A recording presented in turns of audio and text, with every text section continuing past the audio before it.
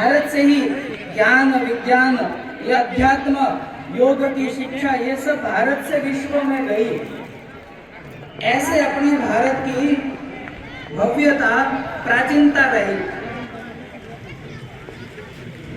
और केवल इतना नहीं, कभी कभी नासमझी के कारण से हम अपने देश पर गर्व न करते हुए, अपने देश को थोड़ा हीन मानते हुए अनेक देशों पर गर्व करने की अनुभूति हम कर बैठते हैं।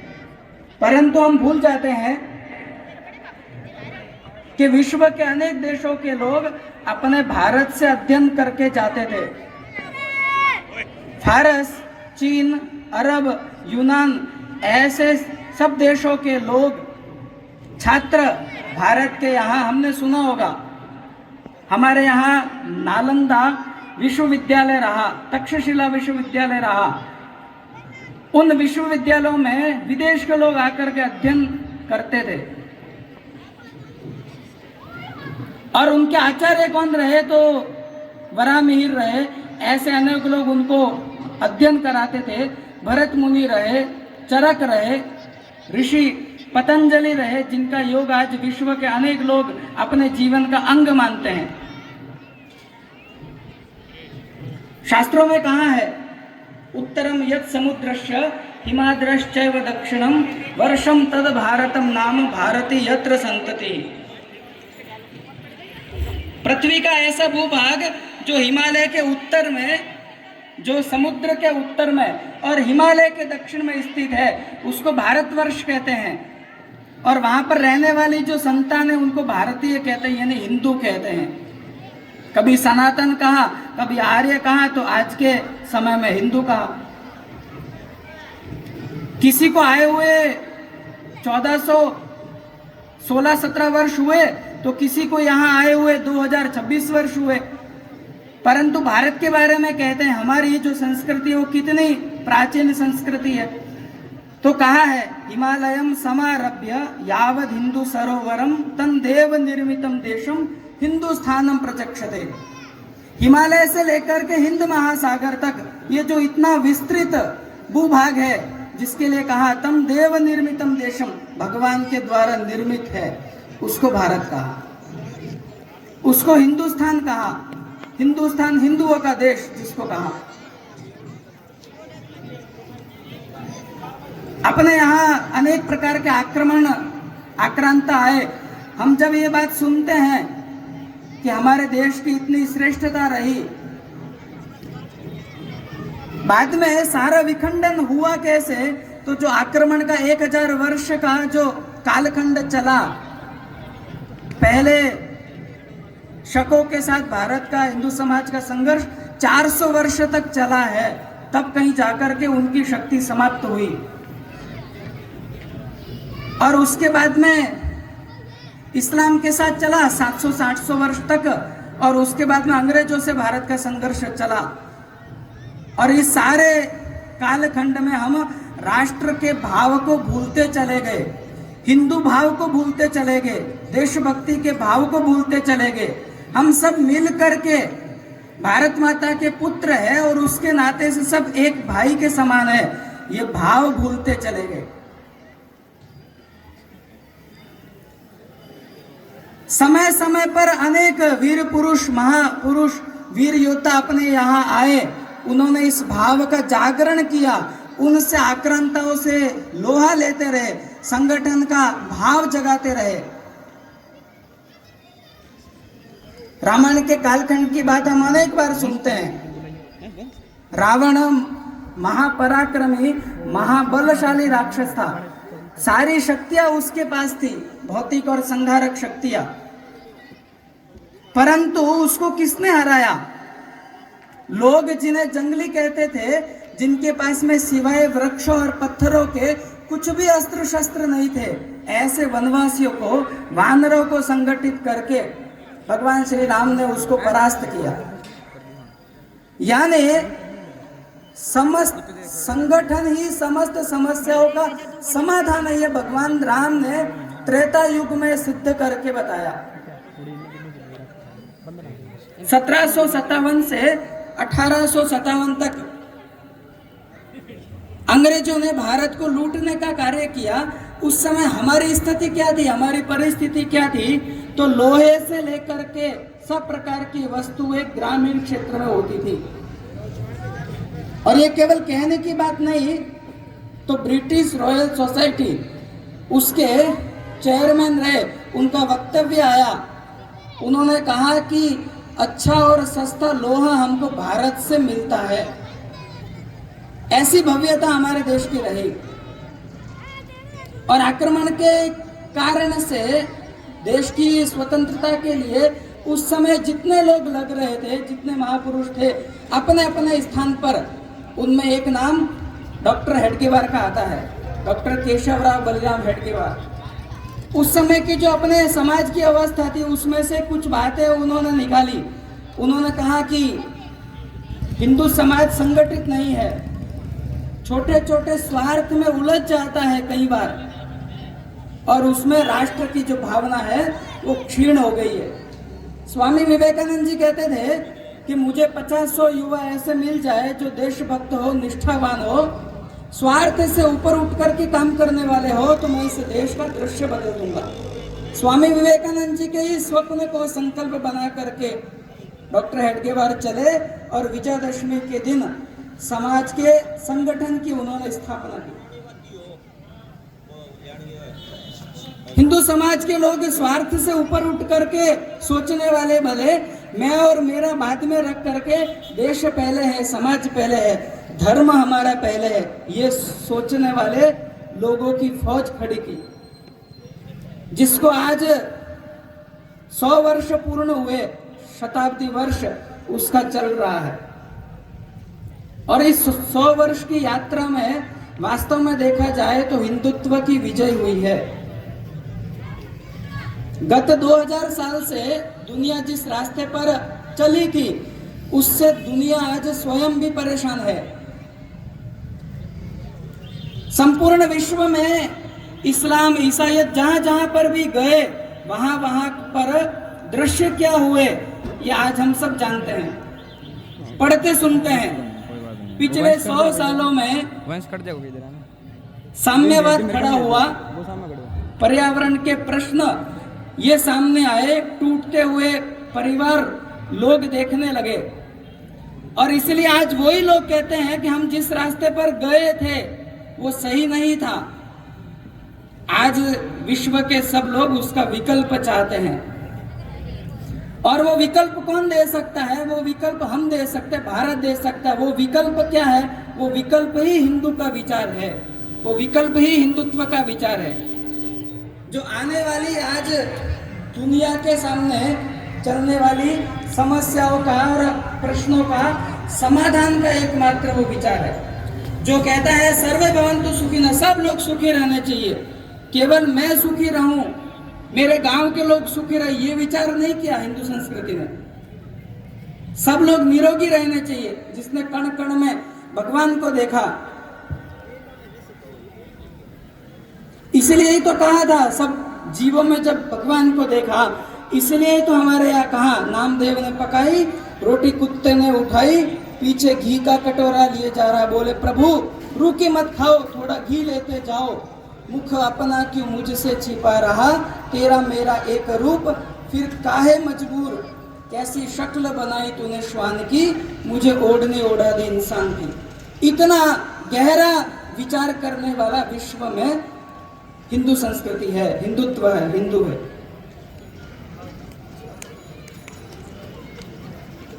और उसका एक रहना अत्यंत आवश्यक है, क्योंकि हम बार बार कहते हैं एकता में ही शक्ति निहित है। लकड़ी के एक अंश को हम बहुत सहज भाव से तोड़ सकते हैं, परंतु अगर 10-20 का एक साथ उसको मिला ले, तब अगर आकांक्षा करें तो शायद वो टूटने वाला नहीं, क्योंकि वो मिलकर के एक है। इसलिए कहा है जग नहीं सुनता कभी दुर्बल जनों का शांति प्रवचन, सिर झुकाता है उसे जो कर सके रिपुमान मर्दन। हृदय में हो प्रेम, हृदय में आत्मीयता चाहिए, प्रेम चाहिए, दया चाहिए, करुणा चाहिए, लेकिन आगे क्या कहा? हृदय में हो प्रेम लेकिन शक्ति भी कर में प्रबल हो। शक्ति भी चाहिए साथ साथ में, और शक्ति एक की नहीं, सामूहिक शक्ति चाहिए, जिसको कहा संगठन की शक्ति चाहिए। कलयुग में संगठन शक्ति ही प्रधान है। हृदय में हो प्रेम लेकिन शक्ति भी कर में प्रबल हो, यही सफलता मंत्र है, करना इसी की साधना। सफलता का मंत्र संगठन की शक्ति है। और इसलिए जब बलि की बात आती है तो एक श्लोक हम सब स्मरण करते हैं, अश्वम नैव गजम नैव व्याघ्रम नैव च। घोड़े की बलि नहीं लग सकती, भाग जाएगा। गज की बलि नहीं लग सकती, उसके पैर के नीचे हम लोग आ जाएंगे। तो कहा शेर की बलि बिल्कुल ही नहीं लग सकती, उसकी बलि से पहले हमारी बलि लग जाएगी। फिर क्या कहा, अजात पुत्रम बलि दद्यात् दैवो दुर्बल घातक।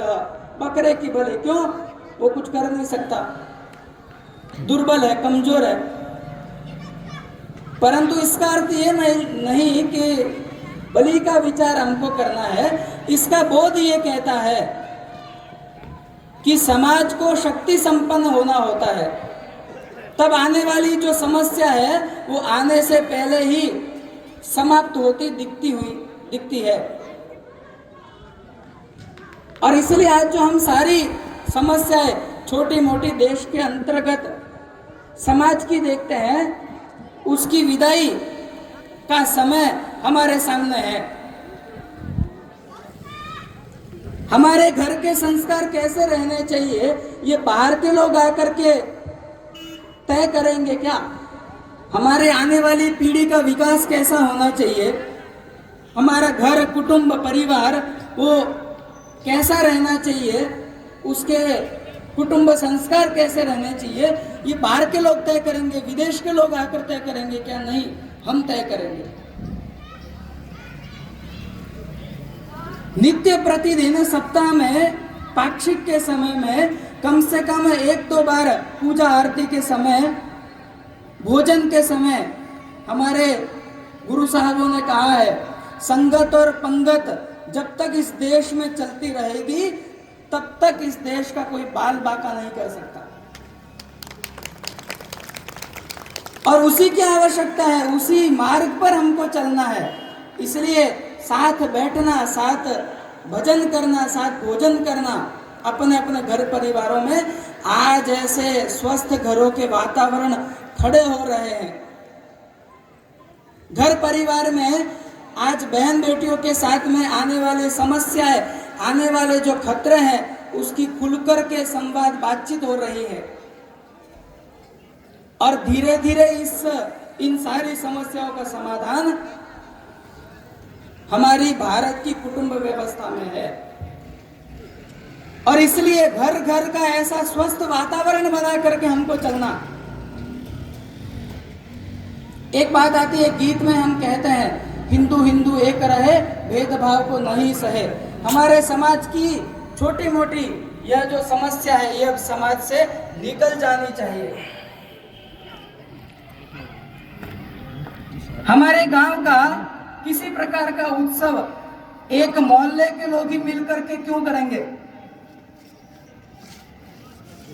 महापुरुषों की कोई जयंती है, उसका एक क्षेत्र, एक समुदाय, एक मोहल्ला ही मिलकर के क्यों करेगा? हम सब गांव के लोग मिलकर के करेंगे। महापुरुष एक के नहीं होते, महापुरुष संपूर्ण देश के हैं।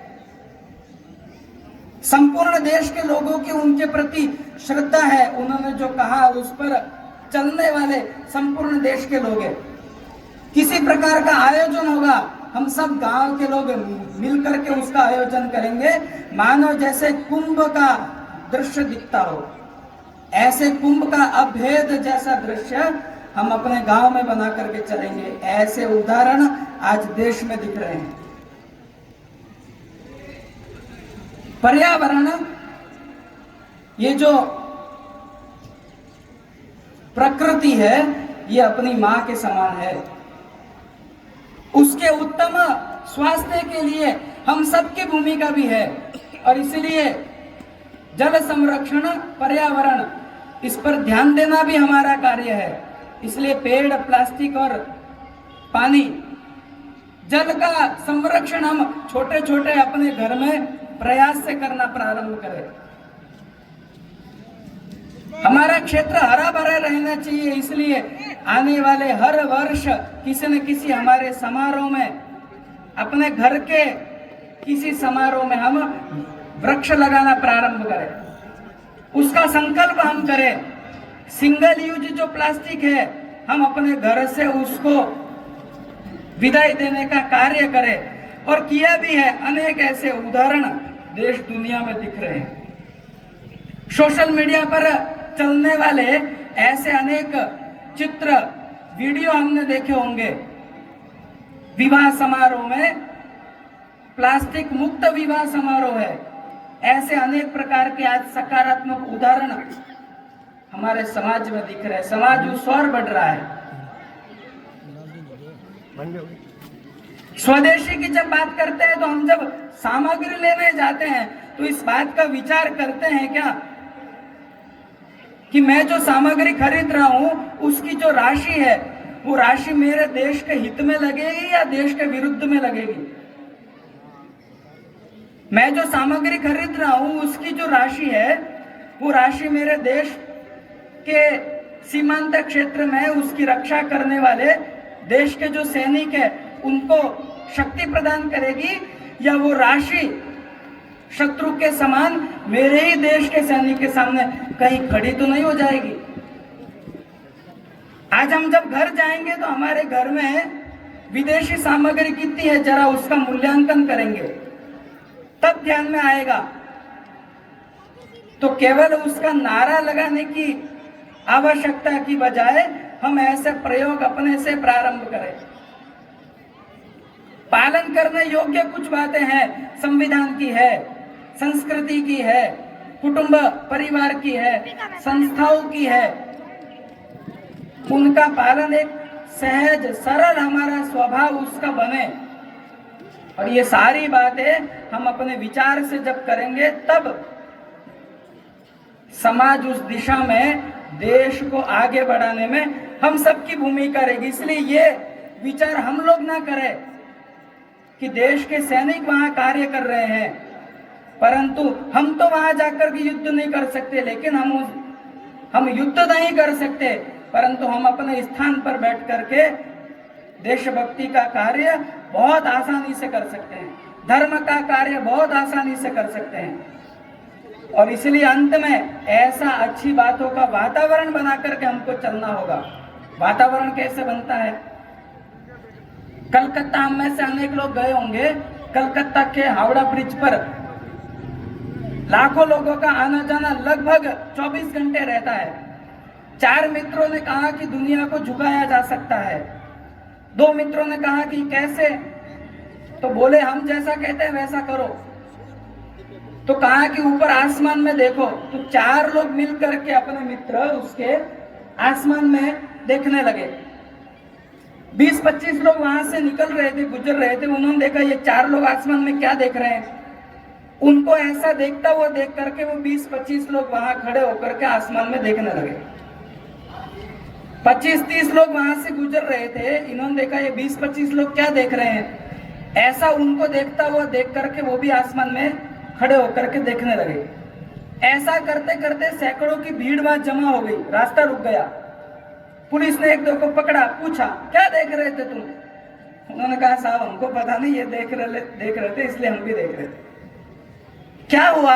4 लोगों ने एकटक जब ठान ली तो उस और देखने का वातावरण निर्माण कर दिया। इसलिए समाज में चलने वाली जो बातें हैं उन पर ध्यान न दे करके एक बड़ी लाइन खींचते हुए हम सब मिल करके संगठित शक्ति से आने वाली जो समस्या है उनके समाधान की दिशा में ऐसे अच्छे और सकारात्मक छोटे छोटे प्रयास, प्रयोग, नवाचार करेंगे।